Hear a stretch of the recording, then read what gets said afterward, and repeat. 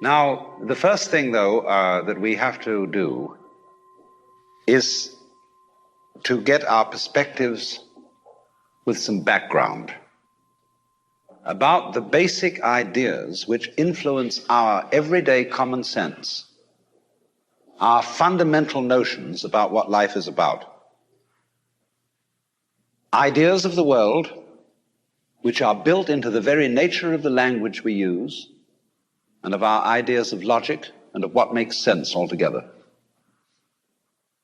And these basic ideas I call myth, not using the word myth to mean simply something untrue, but to use the word myth in a more powerful sense. A myth is an image in terms of which we try to make sense of the world.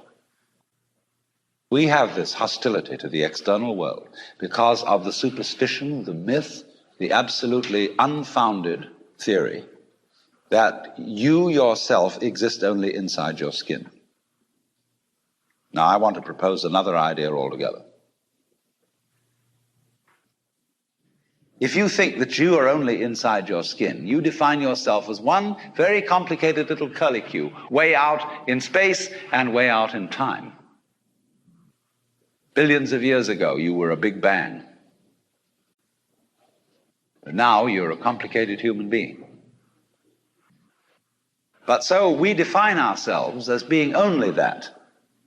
And then we cut ourselves off and don't feel that we're still the Big Bang. But you are. Depends how you define yourself. You are the Big Bang, the original force of the universe, coming on as whoever you are. See, when I meet you, I see not just what you define yourself as, Mr. So-and-so, Miss So-and-so, Mrs. So-and-so.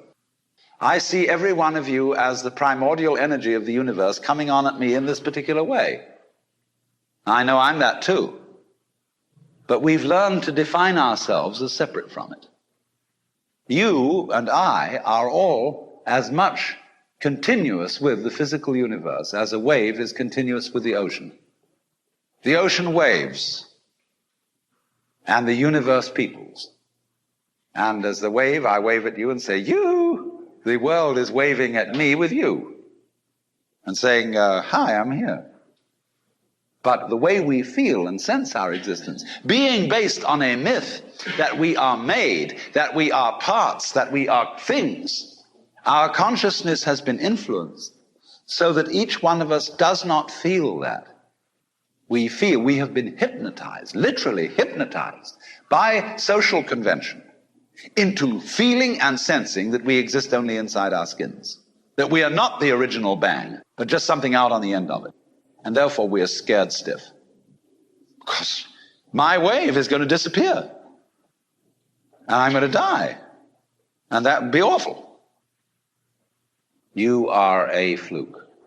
You are a separate event. And you run from the maternity ward to the crematorium, and that's it, baby. Now, why does anybody think that way? There's no reason to, because it isn't even scientific. It's just a myth. If there is any such thing at all as intelligence and love and beauty, well, you found it in other people. In other words, it exists in us as human beings. And as I said, if it is there in us, it is symptomatic of the scheme of things. We are as symptomatic of the scheme of things as the apples are symptomatic of the apple tree or the rose of the rose bush.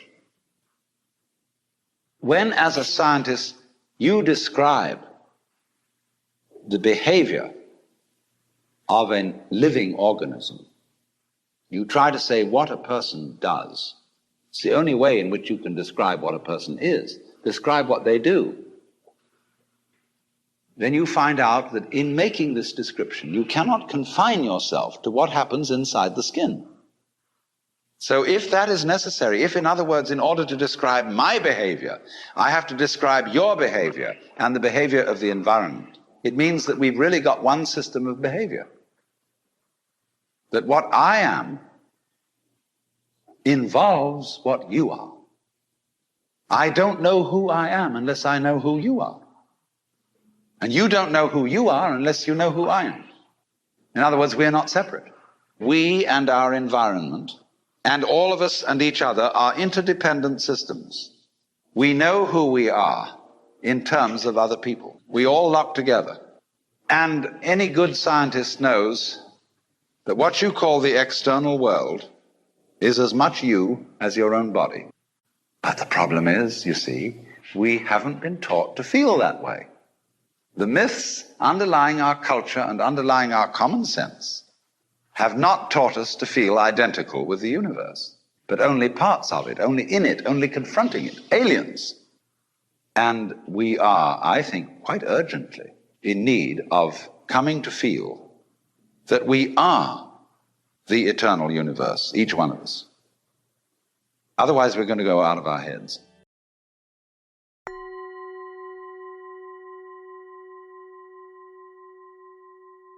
You see, the problem is this. We identify in our experience a differentiation between what we do and what happens to us. We have a certain number of actions that we define as voluntary, and we feel in control of those. And then over against that, there is all those things that are involuntary. But the dividing line between these two is very arbitrary. Because, for example, when you move your hand, you feel that you decide whether to open it or to close it. But then ask yourself, how do you decide? When you decide to open your hand, do you first decide to decide? You don't, do you? You just decide, and how do you do that? And if you don't know how you do it, is it voluntary or involuntary? Let's consider breathing. You can feel that you breathe deliberately. You can control your breath. But when you don't think about it, it goes on. Is it voluntary or involuntary? And so we come to have a very arbitrary definition of self. That much of my activity which I feel I do. And that then doesn't include breathing most of the time. It doesn't include the heartbeats. It doesn't include the activity of the glands. It doesn't include digestion. It doesn't include how you shape your bones, circulate your blood. Do you or do you not do these things? Now, if you get with yourself and you find out that you are all of yourself,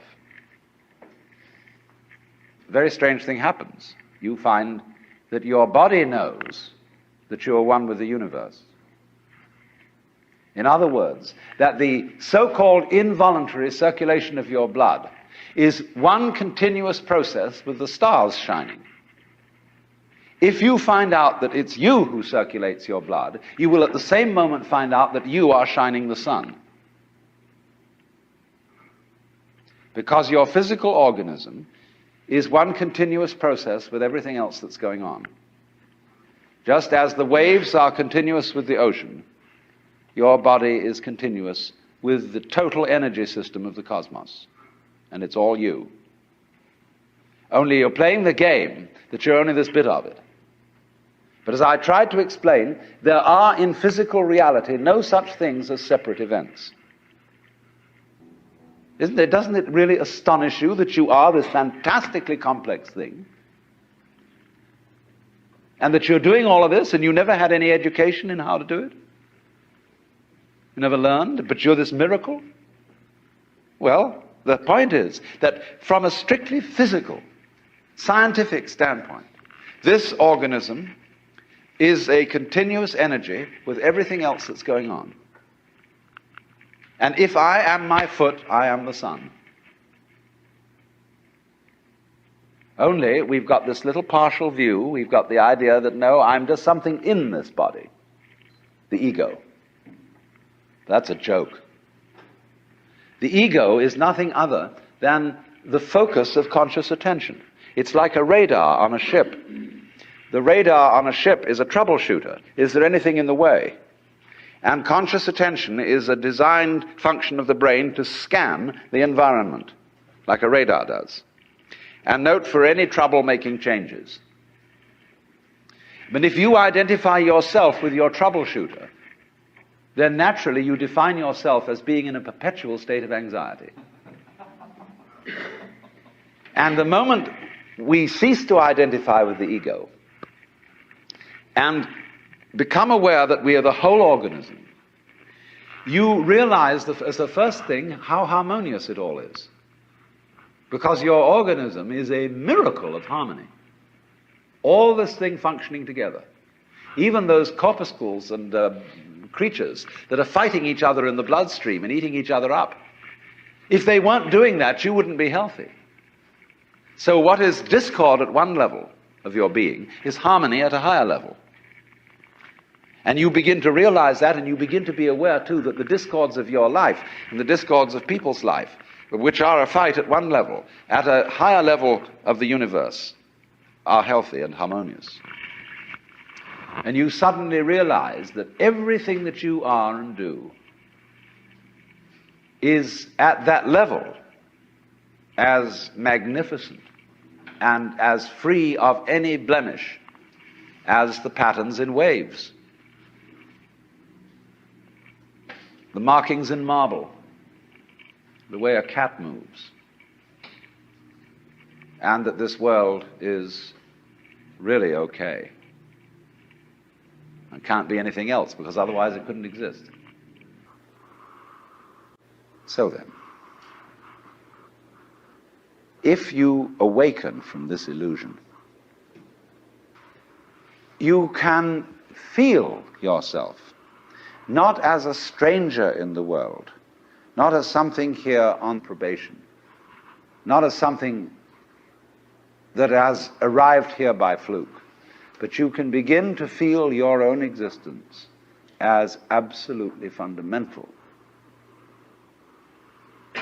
What you are basically,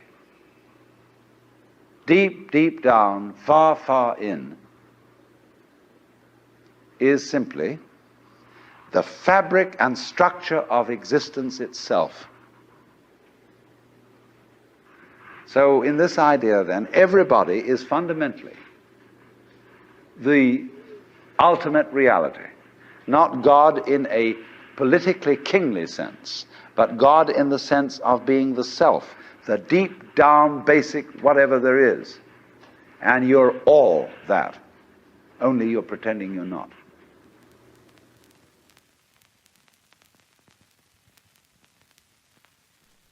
Thanks for watching this episode. I truly believe we humans are put here on Earth to create. We all have a creative spark within our hearts that has the potential to light up the world. One of the best ways to share your creations is by building a professional-looking website. This is why I'm so thankful for today's sponsor, Squarespace, a beautifully simple tool to construct your dream website. Squarespace has a range of product capabilities such as online stores, print on demand, blogs, email campaigns, appointment scheduling, gated member areas, and more. I used Squarespace to build the after-school website, and it was a seamless process to get my domain and integrate my entire business into one place. Anytime I want to make a change to my site, Squarespace makes it incredibly easy to customize any feature without having to go through expensive software engineers or learn any coding myself. Go to squarespace.com/afterschool or click the link in the description for a free trial. And when you're ready to launch, use code AFTERSCHOOL to save 10% on your first purchase of a domain or website. There's no better time to create the exact website you desire. Visit squarespace.com/afterschool to start creating now.